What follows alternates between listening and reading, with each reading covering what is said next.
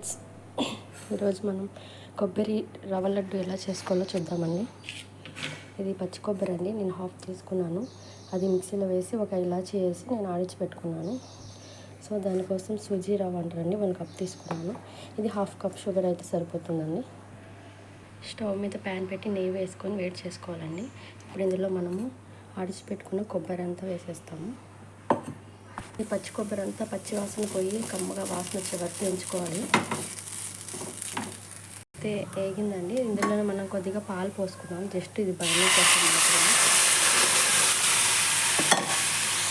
So ఈ పాలతో పాటు మనం షుగర్ కూడా వేసేసుకున్నాము.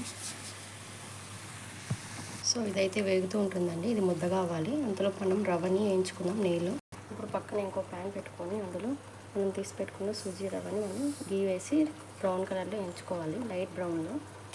ఈ కొబ్బరి అయితే ముద్దగా అయిపోయిందండి. ఇందులో మనము ఇప్పుడు వేయించి పెట్టుకున్న ఈ సూజీ రవ్వని ఇందులో వేసుకొని మిక్స్ చేసుకోవాలి. ఇప్పుడు రవ్వ ఇందులో వేసి పొయ్యి ఆఫ్ చేసేయాలండి. అలాగే పొయ్యి మీదే పెట్టి మనం వేయించినట్లయితే అదంతా ముద్ద వంట అయిపోతుంది. సో పక్కకు తీసేసి మనం ఇలా కలుపుకొని చల్లారిన తర్వాత బాల్స్ చేసుకోవాలి. ఇప్పుడు ఈ వేటితోని మనకి ఇదంతా స్మూత్గా అయిపోతుందండి రవ్వ అంతా. సో కాసేపు చల్లారిన తర్వాత మనం లడ్డూ లాగా అయితే చేసుకుందాం దీన్ని.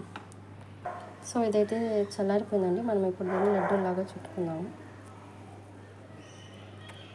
లడ్డు అయితే రెడీ అయిపోయిందండి, రవ్వ లడ్డు. సో ఈ విధంగా మనం ఈజీగా ఎప్పటికప్పుడు ఫ్రెష్గా చేసుకుంటుంటే చాలా టేస్టీగా ఉంటుంది.